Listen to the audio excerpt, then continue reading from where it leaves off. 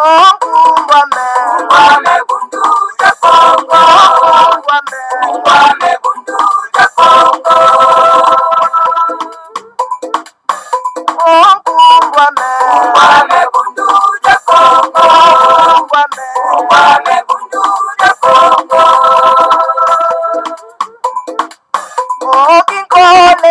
Kole kukongo ya mwenika.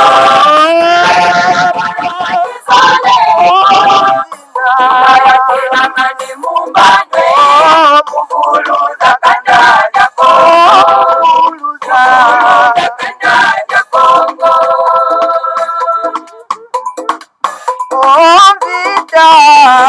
Kongo ya mwenika.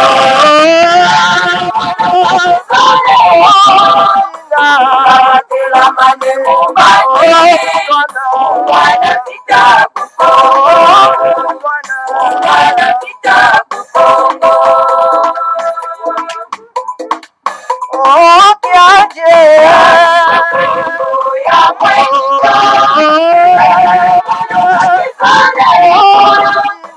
Kaya kila mani mumbane. Kanda ja Kongo. Kanda ja Kongo.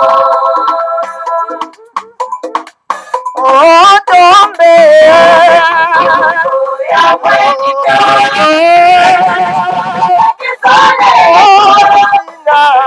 Kila mani mumbane. Uzona kembe kukongo. Uzona kembe kukongo.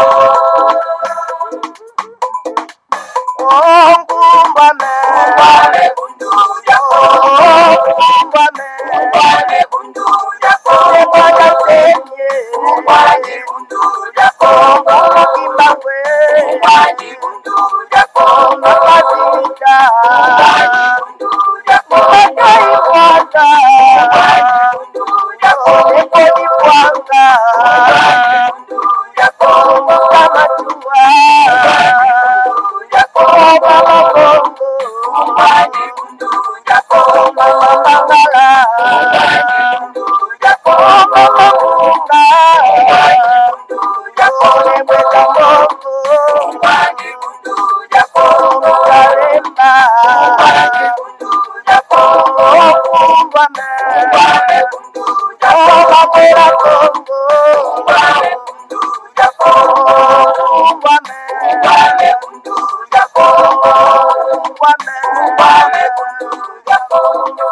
Matondo mingi bama batata bandeko balandi ya Congo bololo balandi ya 3 fois W Radio Kachopa.com tarabiso wana to ili susu na poko na lelo en tout cas bama batata bandeko zali mokolo mwamine ya poso mokolo mwa tukumi bale na mitano sanza ya zomi mobo ya koto mi bale na zomi na mwambi bongo tokomi solo pena na ngonga ya zomi na libwa na miniti tukumi tano na tukumi bale pito na motoba eningi koloba ete ngonga ya sambo na miniti tukumi bale na motoba ya sima nzanga bama batata bandeko bana lisanga atimati totombeli bino solo pena tuka poko elamu epapi toke pena na mbango kopesa bino ba yengera bino pe bambote balosako na bino banso ba oyo bazuli tomba ya kolanda biso bama batata bandeko yango wana toke na lombangu po tokwa komata na ngomba kaila bama batata bandeko epa wapi tokendaka mpona ete tokitisela bino solo pena bwanya pe mayele bama batata bandeko mpona ete tokwa kokangola mboka na biso bama batata bandeko ya solo pene ezali wa bino mbuta bopeli bobala elingi koloba malamu koloba en tout cas bama batata bandeko na pokwa na lelo toye na mwa ba sujet oyo tokotraite na pokwa lelo bama batata bandeko basango oyo toye kopesa bino na pokwa na lelo ya liboso tokobanda nano solo penda en tout cas bama batata bandeko na likambo etali solo penda bakombo na biso bama batata bandeko tokolobela wana tokoyoka nano ndeko moko azali étudiant ye akolobela na biso likambo etali bakombo parce que le grand maître Fomamanda Nsemi aloba yango kasi bokoyoka na monoko ya étudiant moko bama batata bandeko bongo tokoya kosala commentaire na yango tokolobela likambo esali attaque na ndako ya monsieur ya Mbwazantatu oyo na kombo ya Mende mwana mosala ya politika na mbele Joseph Kabila na oyo Atundu alias Alain na kombo bapaya bama batata bandeko mwana mosala Hippolyte Kanambe donc garçon de chambre ya Hippolyte Kanambe et donc nègre de la maison. Alors donc balobi ba attaquer bango na kati Rwanda kona bango toko sola yango bama batata bandeko comédie ya bato wana toko talisa bino yango na poisa po bandeko batuni babi me toyoki ba attaquer mbwaza tatu na kombo ya Mende mwana mosala kuru ya jupon ya Hippolyte Kanambe. Alors donc voilà ba attaquer pe oyo mwana mosala na ye mosusu na kombo ya Tundu kasi toyoki réaction ya Congo bololo te. Alors bama batata bandeko tovandaki kimia tosali ba recherche toyi kotala tina oyo ya attaque oyo esalemi bama batata bandeko est-ce que ezali vrai ou bien eza lokuta bokoyoka solo pena na kati na Congo bololo. Voilà bama batata bandeko wana ezalaki deuxième point. Troisième point tokolobela likambo etali solo pena Mantezolo. Mantezolo azali solo pena mbwaza tatu mwana mosala Hippolyte Kanambe oyo acomprotaki contre les grands maîtres Fumanda Nsemi. Alors donc Mantezolo atelemi na kati na bengunduka na bango kuna na mokili ma Congo pona koloba ete singa libota ekatanaka te kasi eningenaka kasi ekatanaka te bama batata bandeko azosala lision nini alobeki le grand maître Fumanda Nsemi abingaka ye mbala soki mwambi na kati na prison bama batata bandeko. Alors donc alors tokoya nano kolakisa bino tina oyo alobeki singa libota ekatanaka te bama batata bandeko bana lisanga atimati parce que Mantezolo était sûr que Fumanda Nsemi lokola akotaki na boloko ya makala donc akobima vivante. Il était très très sûr. Voilà bama batata bandeko tokolobela likambo yango na poko na lelo. Alors bama batata bandeko tokoleka solo pena na likambo na biteni ya minei na likambo etali maponami. Maponami en tout cas ezali te. Maponami ezali te na kati na Congo. Alors boka mwana yango te parce que le grand maître Fumanda Nsemi masala obaki yango tout mwana nzambe. Lokola bino pe bozanga na bino matoyi mangongi bo comprendre na bango bino toujours makambo na retard. Alors donc voilà maponami ya le 23 décembre ezali te. Nanga alobi yango. Alors donc voilà bama batata bandeko alors Chilombo ya tremi aloba ete machine à voter ou pas ya kokenda maponami toyebi te soki akokenda ngo maponami yango ya ndenge nini bama batata bandeko bana lisanga atimati bakombie kobimisa bango na mpwasa na bakopi na bango basalaka na Hippolyte Kanambe. Alors donc eloko eza na biso awa soulèvement populaire po ete tokoka kobengana mopaya. Po ya suka bama batata bandeko bana lisanga atimati tokendaki na baarchive ya le grand maître Fumanda Nsemi po tokoka kotala likambo etali solo pena tuka banzembo. Kuna toke kokuta solo pena Congo dieto 1483 oyo epa wapi le grand maître Fumanda Nsemi akoma epa wapi aza koloba likambo etali les chants patriotiques africains. Banzembo ya bayimboka ya bana ya Kachopa. Voilà maye oyo tolengei mpo na bino na pokwa na loba bama batata bandeko tokokenda pena na lombango po ete tokoka kozala ata 40 minutes ya pamba pona ete tokoka kosilisa manaka mabiso masolo mabiso basango na biso bama batata bandeko.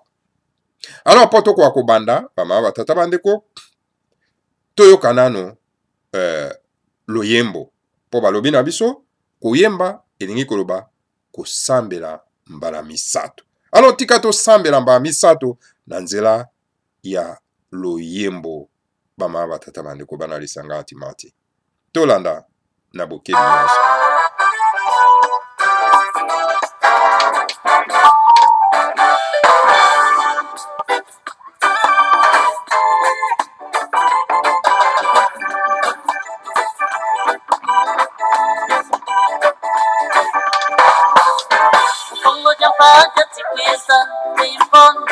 Kanena kalako, kazisiku alongo, unatwatisa ifaye. Ngoja mpaje tikwiza mipo. Kanena kalako, kazisiku alongo, unatwatisa komojongo. Wamana konda siwa sikwa pasando, wa moyo. Kangusika kutula pokoka kukayaki. Kana kati, tika moyo kati kongo.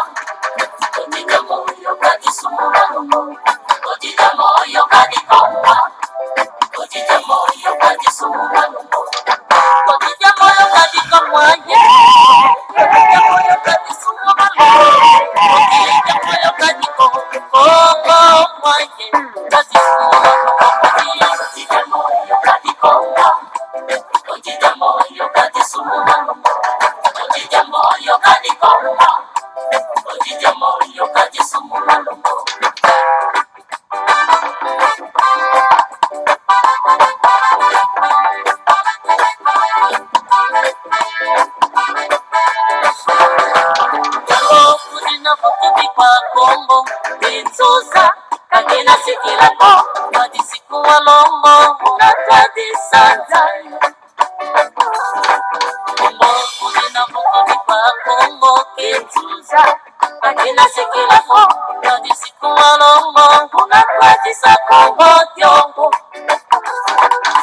Bakwa Kitsuza Babosi Basikwa Bazandu Bamoyo Kamusika Futula Fukuka Fukuka Yaki Kanaka Ujijamo Yokati Kongo Ujijamo Yokati Suma Ujijamo Yokati Kongo Ujijamo Yokati Suma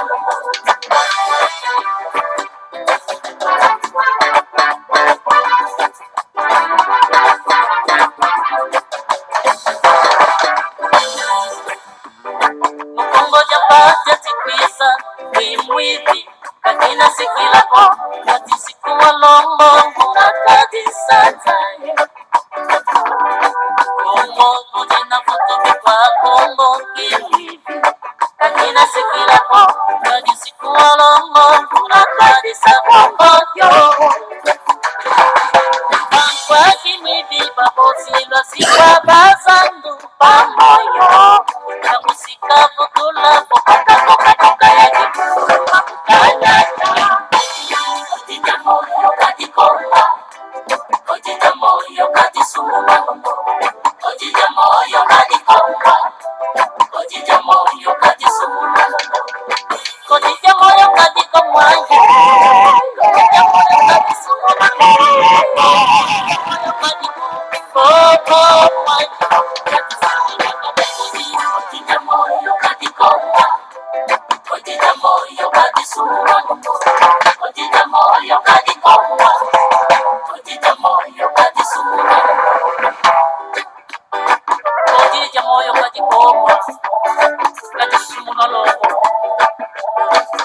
Sikija Ndija Tete Kongo Yenkongo Kaka Baleta Tikasana Dotumya Bakuru Bao Kanzi Wanzenza ya Mode Toto Wasompisa Ibobo Inuza Kamina Karako Kimidi Kamina Karako Ibondi Kamina Karako Ngoja Paka Muzawara Nyayana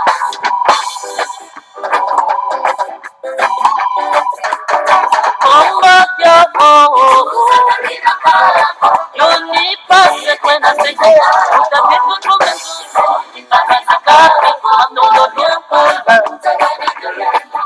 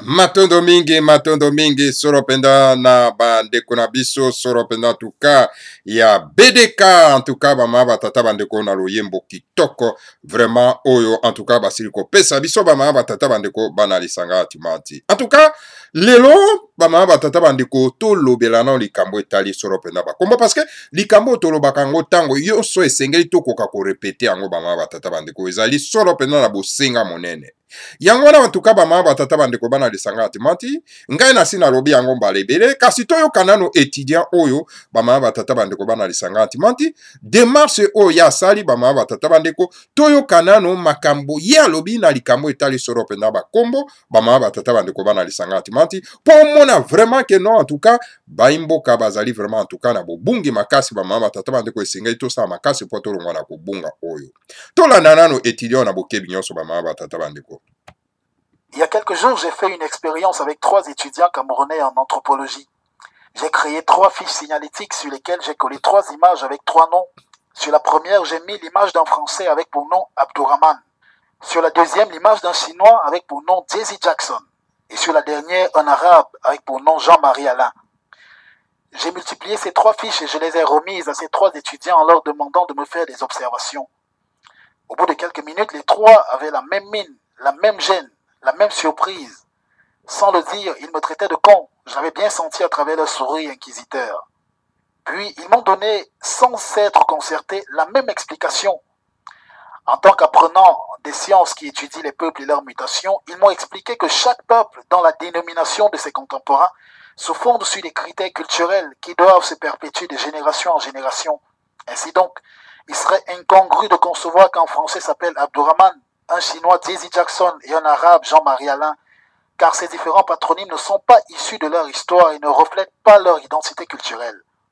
Par contre, si j'avais appelé le Français Jean-Marie Alain, l'Arabe Abdourahman et le Chinois Li Shang-Yuan, ça aurait été plus digeste, normal, et je paraîtrais moins con. Je leur ai dit merci pour ces remarques pertinentes et j'ai mis un terme à cette première expérience.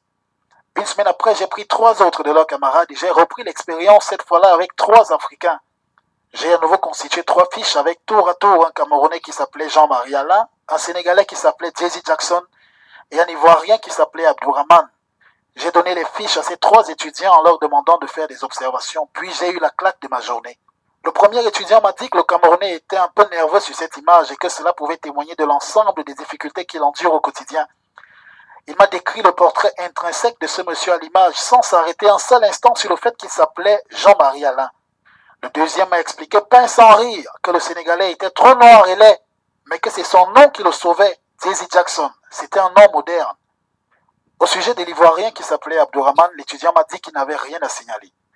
Je leur ai fait savoir que je prenais leurs remarques en considération, mais qu'il m'importait de savoir si le fait que ces 3 Africains s'appellent Jean-Alain, Jackson et Abdou ne constituait pas un problème d'appartenance culturelle. Ils m'ont appris avec le plus grand sérieux que ce sont des Africains modernes et que le monde est un village planétaire. Chacun peut porter le nom qu'il veut en fonction du sens profond du dit nom. J'ai conclu mon expérience et je suis allé prendre une bière, une autre et une autre. J'étais abattu. Mais comment pouvons-nous être aliénés à ce point même lorsqu'on est étudiant dans le domaine? Il n'est pas normal qu'un Français s'appelle Atangana, mais parfaitement compréhensible qu'un Béninois s'appelle Jean-Louis. Et des anthropologues m'expliquent que c'est la modernisation. L'Afrique est donc définitivement le dépotoir de tout. La poubelle des noms venus d'ailleurs, la brocante des biens divers, la destination de toutes les cultures et religions, et on s'en délecte à cœur joie. Mais où est donc passé notre jugeote, notre sens analytique? Si un Chinois vous dit qu'il s'appelle Kouyaté, vous lui demanderez certainement d'être un peu plus sérieux. Mais vous pouvez tranquillement vous appeler Yuan, Li, Jean-Paul, Jackson, que c'est tout à fait normal. L'Afrique a un peuple, le peuple africain a une origine, l'origine africaine a une histoire. L'histoire de l'Afrique ne saurait s'écrire avec des héros africains qui portent des noms importés. Ça n'a pas de sens. Retournez à votre identité culturelle. Et si comme nous autres, vous avez subi innocemment des noms importés et affublés par les parents, coupons les chaînes et épargnons cette déshistorisation à nos enfants. À l'école comme au travail, appelez-vous par vos noms. C'est pas un mépris, comme certains le disent souvent. Bon sang, ce sont vos noms. Si personne ne vous appelle par votre nom, vous finirez vos jours sur cette terre sans avoir vécu votre propre histoire. Salut. Matondo mingi.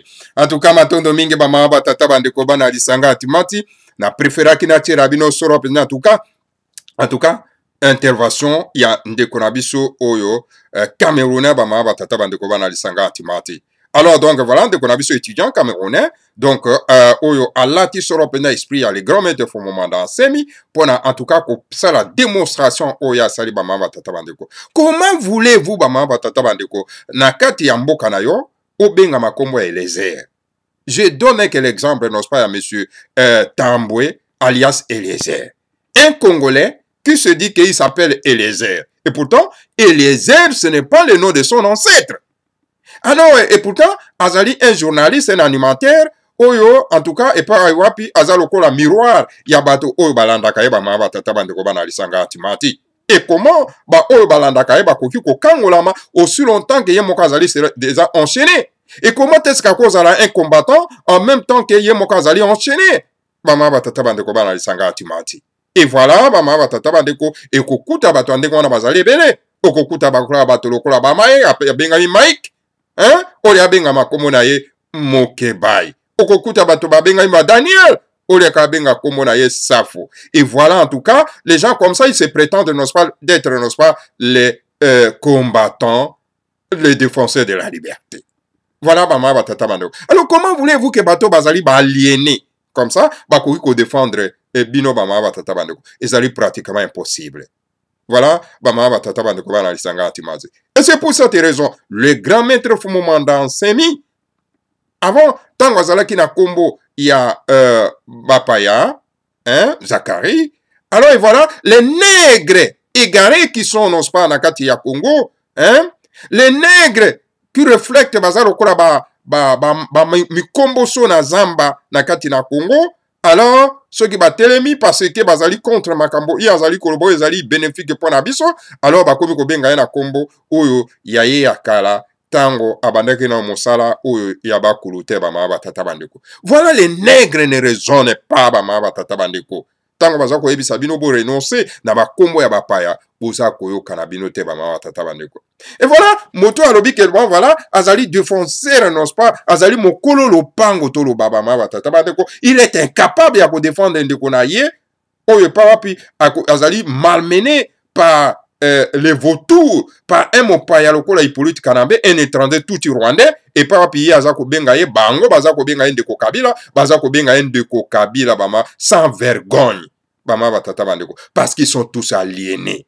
Comment voulez-vous ndeko na bango o yazako défendre ba intérêt na bango pas défendre mboka na bango mabele na bango hein ba akoka kozala malmené na motoloko la Kalunda Motov alias Kalev o yazali na kati organisation terroriste liée à Qaïda hein et pas installer organisation terroriste qu'on appelle ANER na kati ya mboka ba mabata. C'est vraiment la honte.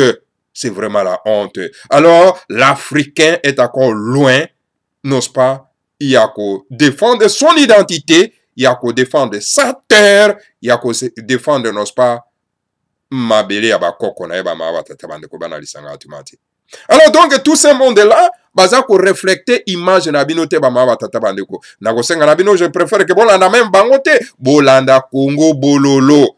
Et pas wapi en tout cas Congo bololo ezali lié na Mabele Abakoko na bino mabata tabande ko parce que ezali ko défendre les intérêts, identité oyo ya biso ba maba tata bande ko bana isanga atimati. Comment même bato oyo balobi ke baza kolanda mbuluzu kimbango alors ba ko benga toujours mbuluzu kimbango na kombo ya Simon. Et pourtant Simon ezalaki tango avant ke abanda musala na ye ya bakulu ya tatanzamba ya Pungu Tulendo. Alors tonga bandaki musala na ya tatanzamba ya Pungu Tulendo kombo ya Simon bandaki ko benga ngote aza ko mibenga toujours na kombo ya Kimbango. Alors, voilà, les nègres aliénés na kati ya mboka, baza ko sosorote, bama tata bandeko, et sengeli to sosoro, sabino to mer, sabino Congo, bololo.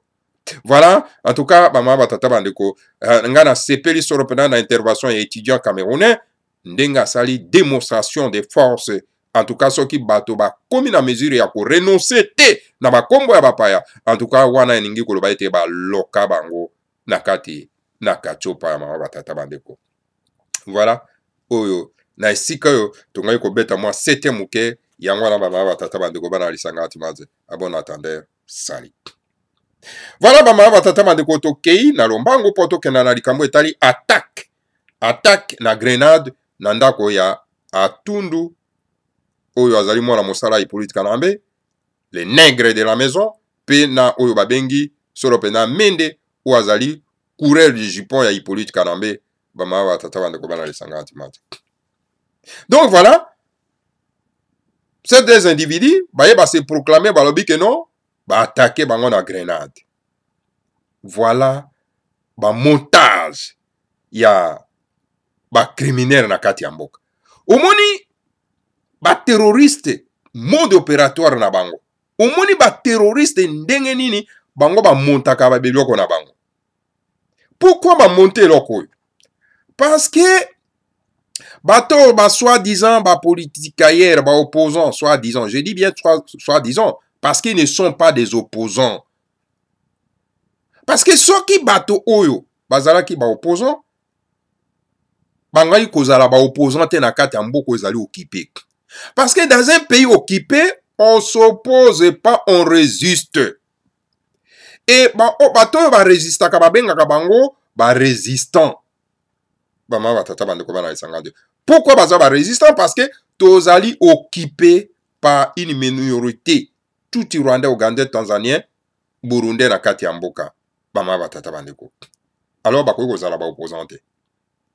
Alors parce que bango baza ko organiser marche na bango, masolo ma bango, mabina na bango mokolo mwa le 26.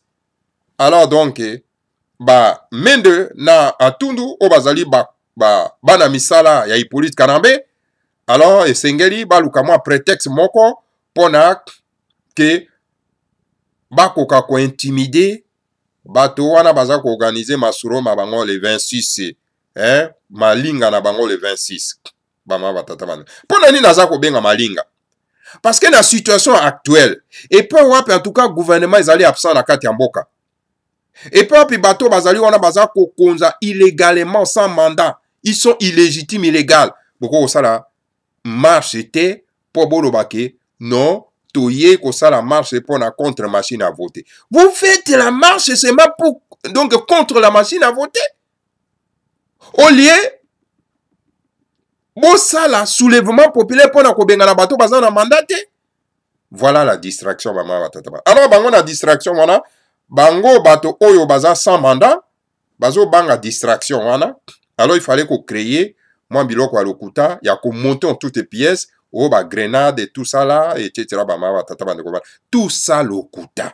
Voilà le mode opératoire ya ba criminels, il y a des terroristes au bazar na kati ya mboka. Ce sont les terroristes qui tuent les gens, qui arrêtent les gens sans mandat. Mandat mon côté. Boye bisanga Hippolyte Kanambe azana mandat wa. Mandat na esilaki depuis le 19 décembre 2016, s'il vous plaît mes chers frères et sœurs et chers compatriotes. Depuis le 19 décembre 2016. Aujourd'hui nous sommes 2018, le 25 octobre 2018. Donc, batouana bazana mandaté. Mais bazo konza mboka. Mais na mboka mosu se koui ko sale maté. Nde basi ba popola bango déjà. Et ils sont là, ils tuent, ils arrêtent, ils intimident bateau sans mandat. Et les gens sont tentés d'obéir bateau ou bazana mandaté. Et ba mindele baza ko ya ba ko signer contrat na bateau bazana mandaté parce que bino ba imboka bozo tere maté pour bobenga na bango. Bango basala ni. Babi ben kola bango pe bakoma na bango bazoba et sengeli to kena ko profiter biso to piller avant que bako akola muka aussi longtemps que balamuki na no tete ka biso to piller bama batata bandeko. Voilà pona ko monter moi ba biloko na bango ya lokuta pour ba intimider ces politicaires o balingi ko sala marche na bango ya malinga mokolo le 26 bama batata bandeko.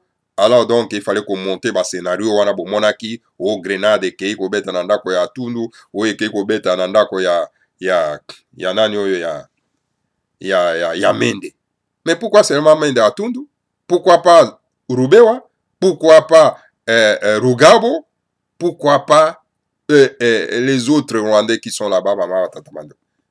Ozomona ces gens-là tellement que bazana mandate bazo monter ba scénario na ba scénario lokuta na lokuta. kaka ndenge babomaki ba des émissaires ya Nations Unies kuna na site Kasai bama batata bandeko. Et continue toujours dans mode wana opératoire na bango wana. Ah, mais c'est grave. Ba imboka bolamuka. Bolamuka. Omoni lokuta na bango. Yango wana. En tout cas, biso to sali ba enquête, to ekotala titala, to ekobimisa enquête na poisa ba kumonte na bango o basala ki yango wana bama batata bandeko. Donc lokola exemplaire moko te, alors donc bakomi siko kanisa scénario mosusu. Kaka ndenge basalaki bamontaki cassette moko oyo bandeko batindi na ba WhatsApp, et puis je mets en garde bato bazo continuer kotinera un message ya pambala na WhatsApp, hein. Je vous mets en garde na ko modiri bino so bozo continuer kotinera nga ba monter biloko na bango wana que non un angolais a fingi congolais. Or que c'est un touti rwandais a kei ko employer accent lingala bangala pona koloba biloko wana alobi wana mama tata bandeko kalo ke azali mozomba za kofinga ba congolais. Et voilà, et les gens sont mais vraiment batwana bazomona biso ba vrai zoba, hein. Bo fungula miso ba mama tata bandeko. Bo fungula miso boza ko se laisser faire vraiment, donc na bato ya ndengo yo penza même mokimo mezo se kabiso. Bato wana bazo monter ba scénario na bango tout simplement pour pas se maintenir illégalement na bokonzi na kati ya mboka, alors bino boza ko suivre bango. Non, ce n'est pas sérieux. Bolandaka Congo bololo pour être bon comprendre la vérité. C'est ici que jamais qu'on dit la vérité. Vérité monsieur c'est comme sous ces até ba ma batata. Kaka na kati la Congo bololo. Donc voilà, ba ma batata ba ndeko bana lisanga timati grenade ya lokuta, alors donc mende aza kotambola kaka na lokuta. Lokuta na lokuta. Il ment comme il respire. Cet homme-là. Ah, zera, bisimba mon pepe. Eko kanga, ba organe na inyoso wana, moko mosusu ba maba tata bandeko. Matondo mingi ba maba tata bandeko, wana ezalaki, solo pena tuka, lokuta, ya mende, na tundu, o bazali bana musala ipolite kanambe, to eko bimisela bino wana poisa, bokura na yango, ata mukete.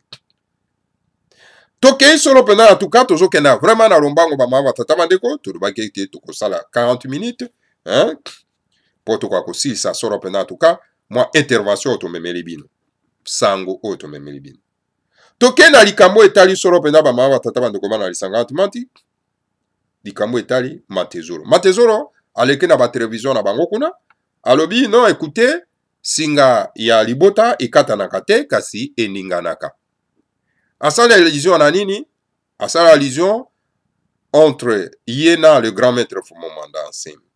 Omoni, Matezoro était tellement sûr que a trahi le grand maître Fumomanda Nsemi, et pas yaba Hippolyte Kanambe, na ba Shadari wana, na ba Kalunda Moto alias Kalev, il était sûr que Fumomanda Nsemi, en se retrouvant nakati ya prison ya Makala, akobima vivante. Et Yaliboso, donc, attaque au Bango Basalaki contre les grands maîtres Fumomanda Nsemi nakati na palais royal, donc, akobima vivante. Première étape, le grand maître Fumomanda Nsemi abimi vivant nakati na palais royal pendant 3 semaines et attaque. Bango bazaki sûr que non, nakokotaka ya nakati ya prison Makala, donc akobima vivante. Ba memi ba terroriste na bango, po ba kena kosala les attaques terroristes nakati na prison Makala. Le grand maître Fumomanda Nsemi abimi vivant nakati ya prison Makala. Grâce non pas n'appui ya bakulu, grâce n'appui ya mokila molimo. Mais si les grands maîtres Fumomanda Nsemi n'étaient pas forts, si les grands maîtres Fumomanda Nsemi n'avaient pas l'appui de nos ancêtres, Fumomanda Nsemi ne pouvait pas sortir de la prison en vivant. Vous voyez bien très bien, Bama Tata Bandeko, l'attaque terroriste et Sarema Kikuna, ya bato ya Hippolyte Kanambe, alias Joseph Kabila. Vous avez mon avis, non, moi, Tata Bandeko. Et Matezoro qui dit que le grand maître Fumomanda Nsemi a bien été en prison 8 fois. Et que ya kenda ki na ba voyage no bolandi bino moko yango wana tant aza ko se préparer pour akende et que situation na ye kobima. Voilà bana musala Hippolyte Kanambe batambola be na lokuta ba ma batata bandeko lokuta kaka batambola kanango. Mais bazoyeba te que nous sommes à l'ère du verso. L'ère verso ezali ère ya bosembo. Totambolaka na cantine ya mai mpona kosopela lokuta bama batata bandeko. Alors lelo Matezolo qui prétend que non singa ya libota ekatanaka eninganaka kasi ekatanaka te. Parce que il a vu l'ampleur. Aye ko se réaliser que mais j'ai échoué na opération na ngai oto salaki na kalunda motoba alias Caleb na Chadari pour to récupérer l'art oyo Hippolyte Kanambe alias Kabila apesa ki poto que ne kopesa na le grand maître. Alors maintenant là en tout cas na commis devant un fait accompli donc moto yazali réellement vivant. Alors a commis sikoyo kosala ce qu'on appelle la mia culpa mama batata bande ko banal sangatu. Mais monsieur Matezolo Mbwazantatu mwana mosala Hippolyte Kanambe. Mais qui peut te pardonner toi monsieur Matezolo Mbwazantatu mwana mosala Hippolyte Kanambe? Nana ko pardonner yo. Peut-être le Seigneur à Congo. Peut-être Bakulu. Mais il est impossible pe me bango ba pardonner yo parce que prison na yo ezali kuna na kati na mokila molimo. Parce que au trahir. Qui trahit, trahira toujours. Qui trahit, trahira toujours. Et puis un traître, atambolaka kaka na sanduku na ye na pembeni bama batata bandeko. Voilà. Matezolo a monné que danger et commis pembeni a commis sikoyo kosala marche arrière bama batata bandeko bana lisanga atimati. A comme que ça la marche arrière. A il se réaliser que non, ce monsieur était un monsieur très fort. Fumu Manda Semi, c'est un homme fort. Bama batata bandeko. Comment? Tellement que boza ba nègre na kati ya mboka, boza na vision mikuse bomona kanabino musika te. Alors boza tout simplement soifé na mbongo. Alors vous croyez que mbongo nde yango nde sukisa makambo na kati ya mokili oyo. Ok, kita wana batia na kati ya mboka ezali mpona ete profiter na biso nyonso po tosala na yango évolution spirituelle na biso na kati ya mboka oyo po tosumuka te po ete tolonga na kati ya mokili oyo tako tozonga na mokili na molimo. Voilà, bomipesi na mosolo bama batata bandeko. Alors donc bandeko na biso ba Congo bokoya na lokuta ya moto oyo te parce que il est à côté d'un diable. Yangwana en tout cas otambo ben na kati na lokuta. Voilà bama batata bandeko bana lisanga atimati oyo na esika tungai ko parafe pona moto babengi Matezolo. Maponami nanga bibi alobi ke maponami ezali te bama batata bandeko bana lisanga atimati. Nanga rejoindre maloba ya le grand maître Fumanda Semi. Le grand maître Fumanda Semi masaloba ke maponami ezali te na mboka. Hippolyte Kanambe alias Joseph Kabila aza kobonga mapo akoma na ye président avi na kati ya mboka. Et que moto wana po akende sengeli to sala soulèvement populaire po to bengana ye. Tango le grand maître Fumanda Semi bengi le 7 août po ete toko ko bengana moto yo. Chilombo na IDPS na rassemblement na bango va bengi journée ville morte. Voilà bama batata bandeko contradiction. Tala net lelo bango kuna ba bembani bango na bango ba bebani kuna bama batata bandeko bana lisanga atimati. Ba ba bengi marche le 26 o kuna lobite biso to kokenda te biso kokenda mapona. Voilà, les gens qui n'ont pas la vision. Les grands maîtres Fumanda Semi malobi ke mapona mezalité. Ezalité ponani parce que 5e président a kozala te. Mais pona nini boza ko bebisa énergie na bino pour rien. Bama batata bandeko. Bino pe bandeko na biso bozo landa ba politique kaere oyo. Tokolo bana bino ma ndenge ni po boko ko comprendre que non bato bozo ko landa baza kolia na bango na occupation balingi occupation ezalaka wana parce que baza kovivre na occupation wana. Biso nyonso esengeli tolanda moto oyo aza kobundela mabele. Moto aza kobundela mabele ezali fumu mandase. Mosusu aza te bandeko na ngai naza koyebisa bino lelo. Alors donc esengeli tolanda mot d'ordre oyo azali kopesa soka apesi mot d'ordre mosusu lokola apesi déjà promesse kaza kozonga na kati na palais royal na ye. Alors esengeli tokoka kotema na bopikiliki bamama batata bandeko mpona ete tokoka solo penda kolanda maye oyo akotinda akoloba po tosilisa l'occupation ya batuti rwandaise. Tala bato wana lokola ba Hippolyte Kanambe bandeko na biso bazobenga ye ndeko. Hippolyte Kanambe aza ndeko na bino te.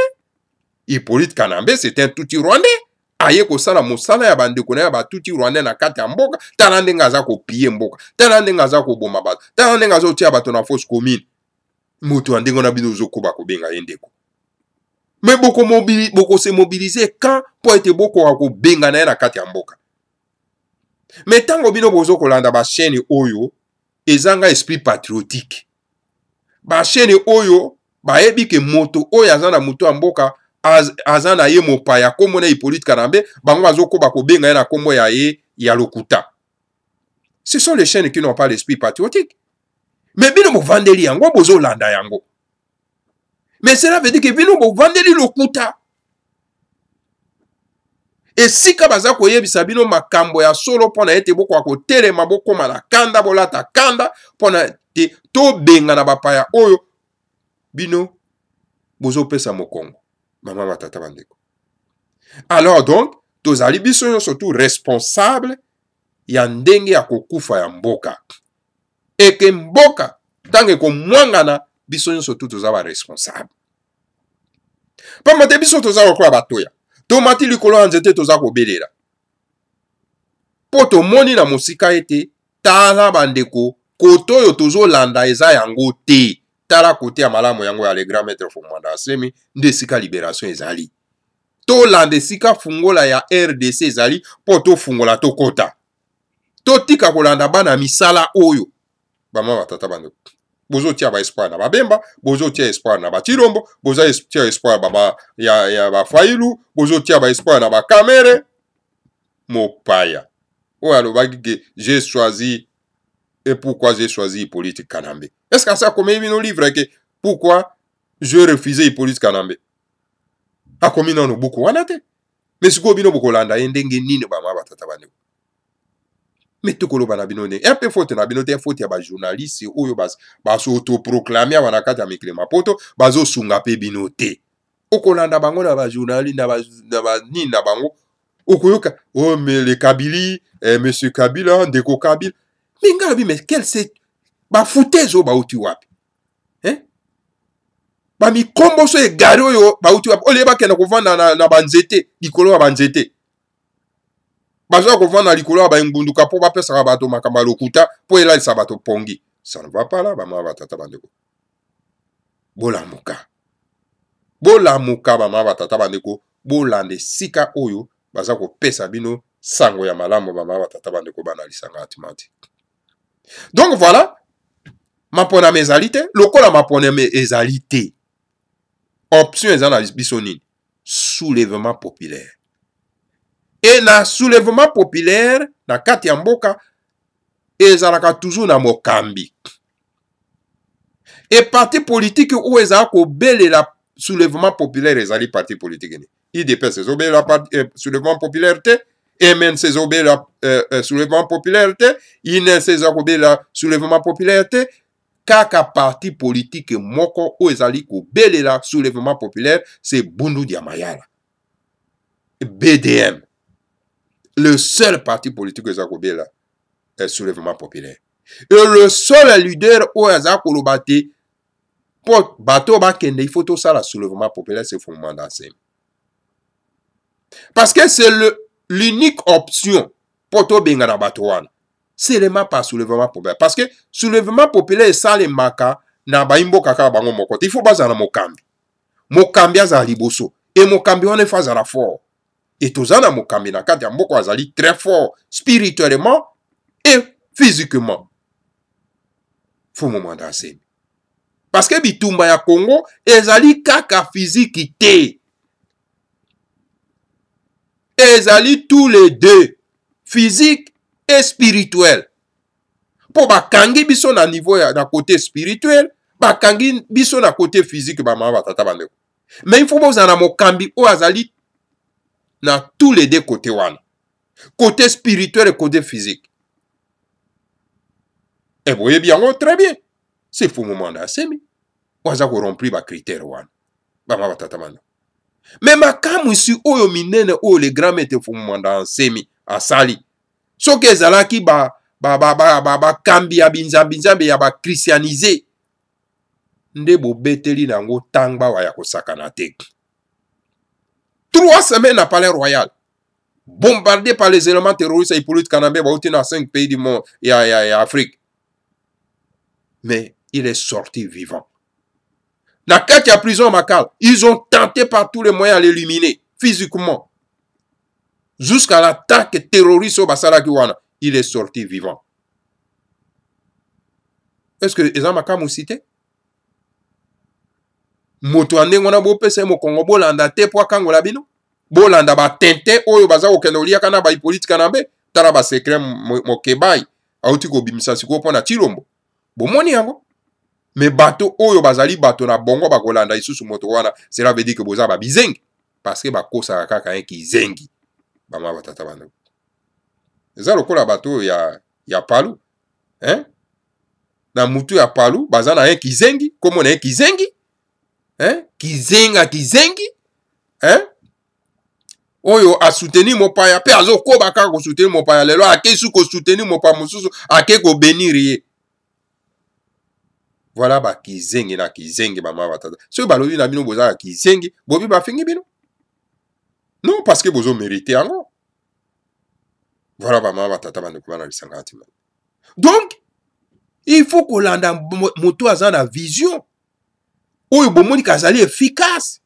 Et le grand maître Fumumanasem a démontré ça. Qu'il est fort. Mais ce que a besoin en Boke Kango. Et c'est que l'anda moto azali fort. Et celui qui est fort dans kati en Boke Nabiso lelo. C'est Fumumanasem. Les autres font que de makere à Wenze. Mais bino, baimbo kabozo la kaka pongi, c'est pour ça que vous allez souffrir. Mais ceux qui vont continuer quand on a beaucoup souffrir encore davantage. Voilà. Bama batata bande comment dans les 50 mati. Ma pona mesalite. Alors donc, tous a opté sur le soulèvement populaire. To belé là. Et si kapi, soulèvement populaire quoi salema. To belé là les grands maîtres font mandat semi. Ayoka mbela na biso.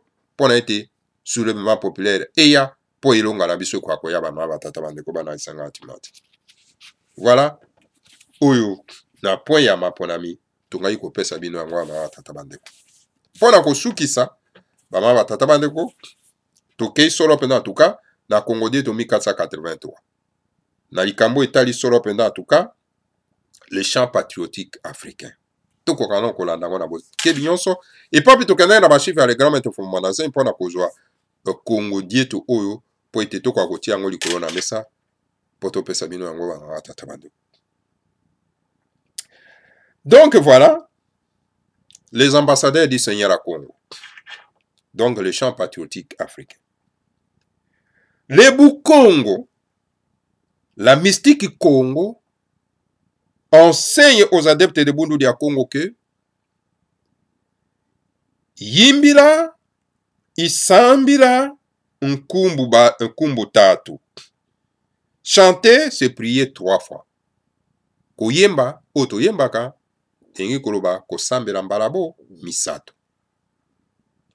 La sagesse Congo enseigne aux adeptes de Bundu dia Congo que le Seigneur à Congo, Dieu, est le président de l'univers.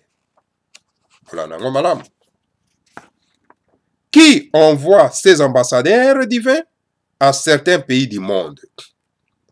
Na sagesse Congo, na lulenge ya kotali ya mokili ya bana na Congo, yango ezali koteya na ba oyo bazwa litomba ya kozala na kati na bondeli ya Congo ete koyemba ezali kosambela misato, ezali koloba ete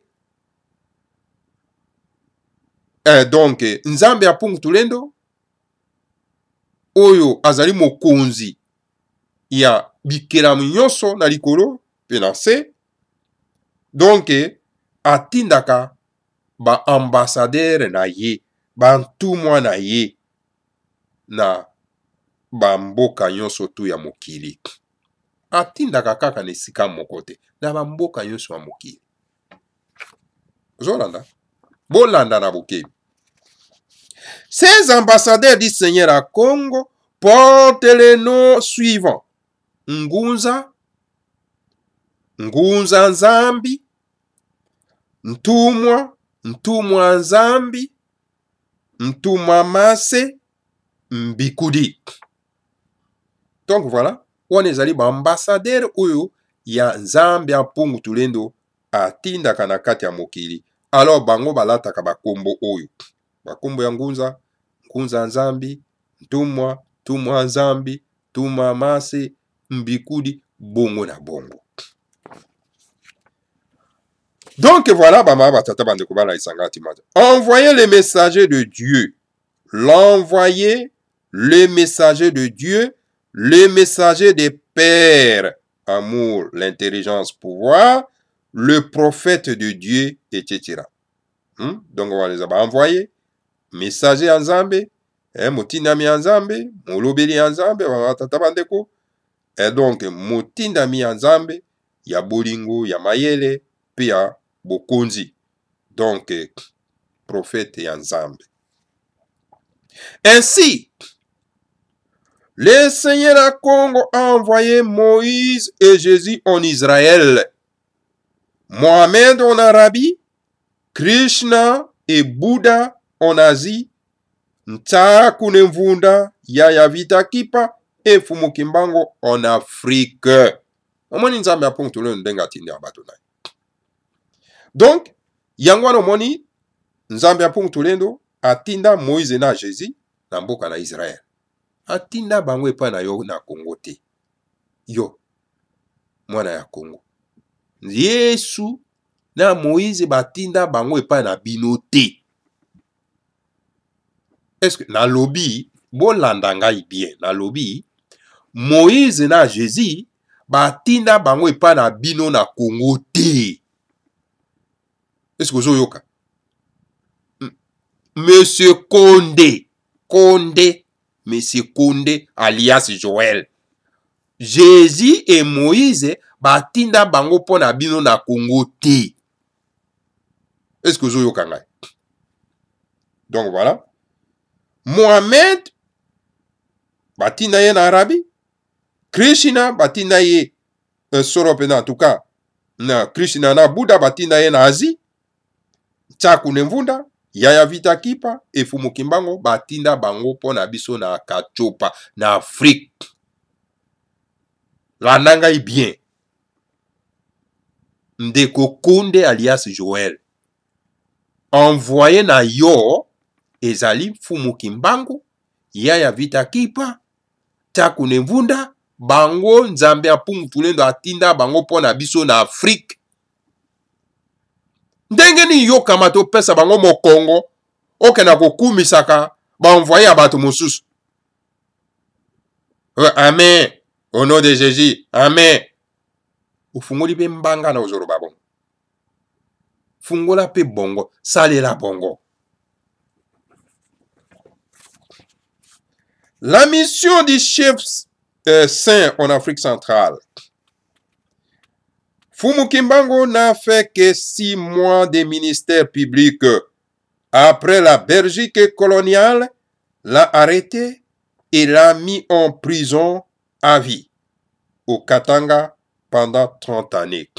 Fumukimbango asala tout simplement sans amotoba ya musala na ye oyo tata Nzambe Mpungu Tulendo asalaki. Kasi pa mindele ba Belge bakamati batie na prison mbula tuku misato. Saka kwa kusisa. Moussala na ba ma tata bandeko.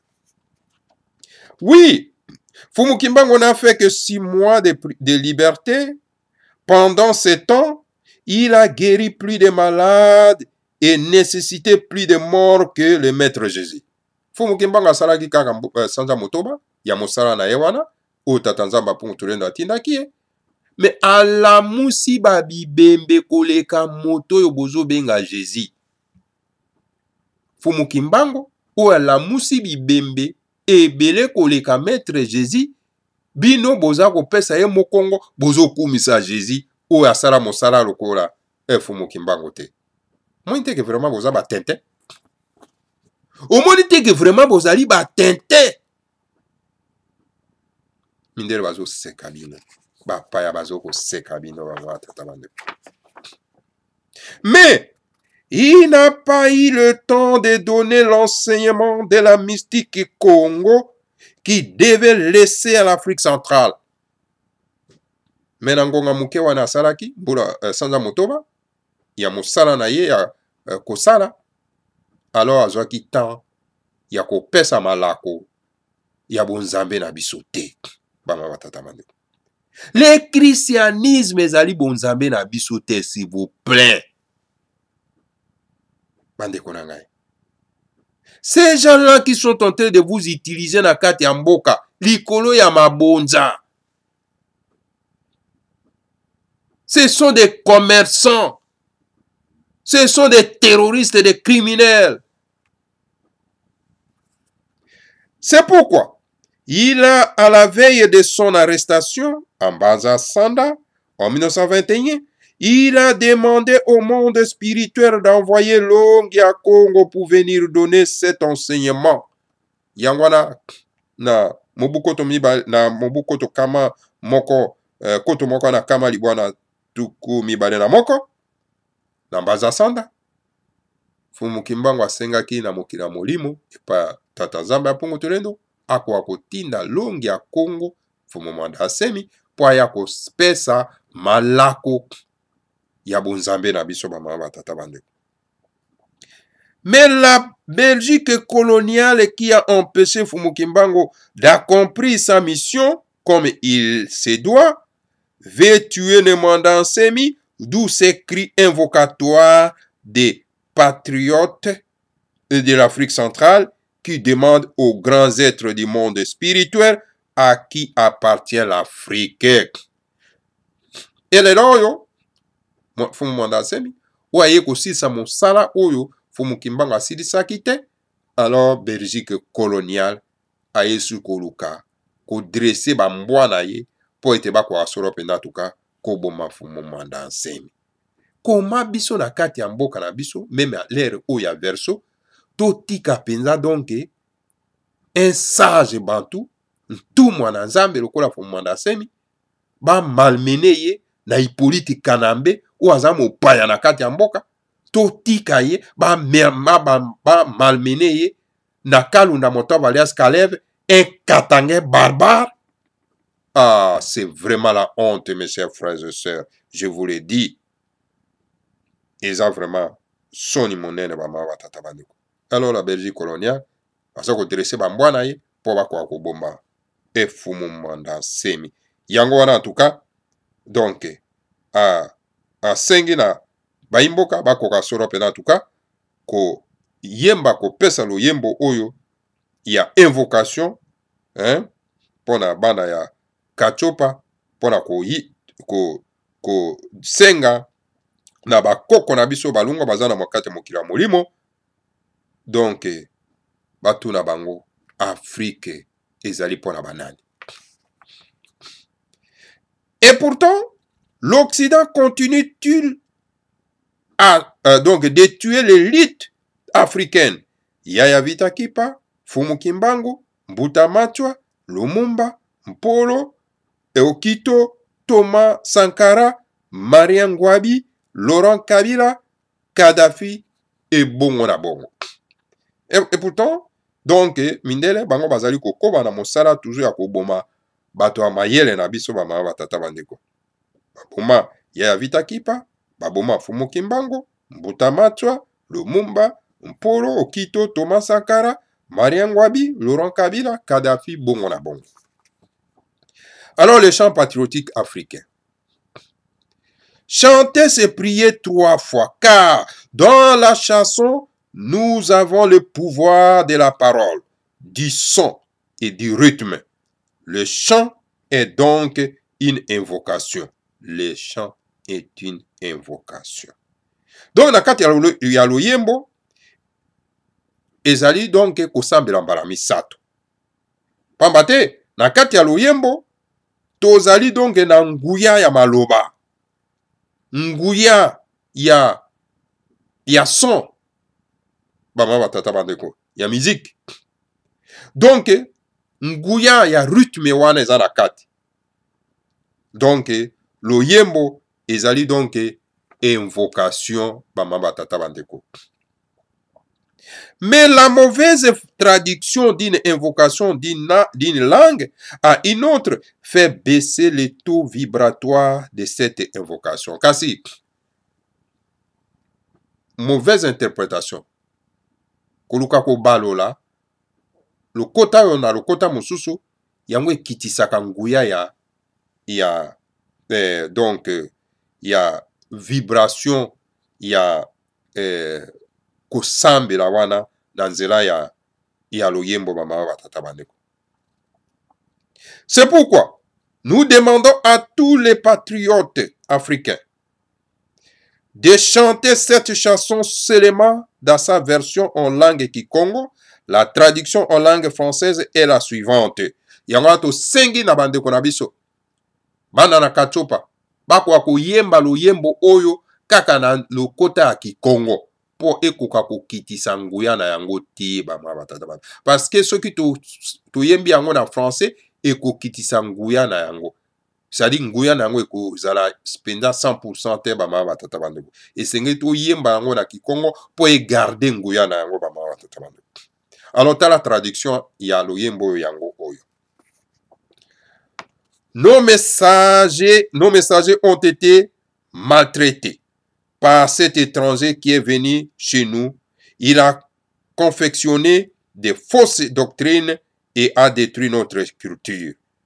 Alors, ba messager na biso, ba nyokolo bango, donc na mopaya oyo aya epa na biso, oyo epa wapi aya ko kosa biso na mateya na ye ya lokuta pona ko boma bokoko na biso.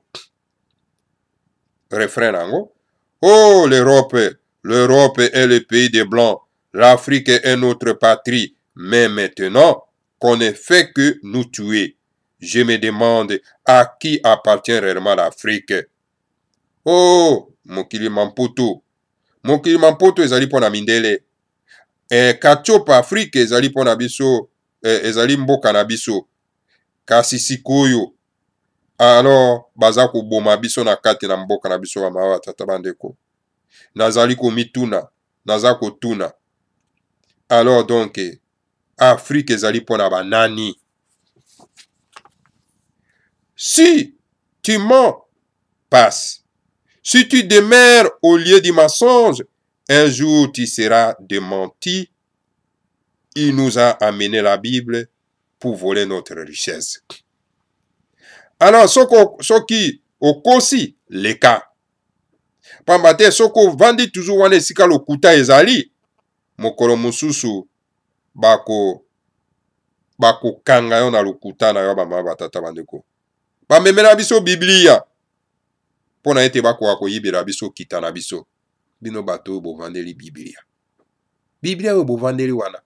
Ezali pona ete bamemela biso mokanda wana po bakanga bino miso bokoma babizenge na kati ya mboka po bayibira bino bakita. Tande bazo yibira biso bakoltan bakita na kati ya mboka.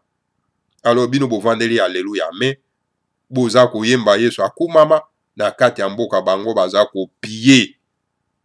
Mokoni bo fungula miso. Bible na maboko kaka. Bokenda po bo protester contre mo payo ya zako bebisa bino mboka. Bo Bible na maboko bikuluso na maboko. Yesu ya miso ble na mindele ya mindele na maboko. Alors boza koyemba ka ba Ave Maria. prière boza ko adresser na bato mosusu ba koko na bino ba komi na kanda. Voilà, bama batata bandeko. Mawa mingi. Il a arrêté et tué nos messagers pour faire disparaître la vérité, mais les conclaves spirituels du Mouela Congo ne dorment pas ainsi. Des mensonges coloniales est révélé.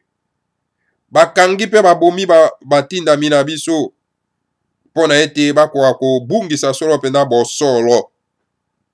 Kasi na mokili mwa molimo mwa biso ya Mouela Congo balalaka te.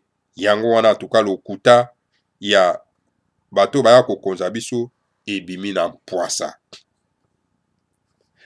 Grâce à la lumière du Père céleste qui brille éternellement dans l'univers pour réveiller toutes les nations du monde, elle donne l'indépendance au peuple.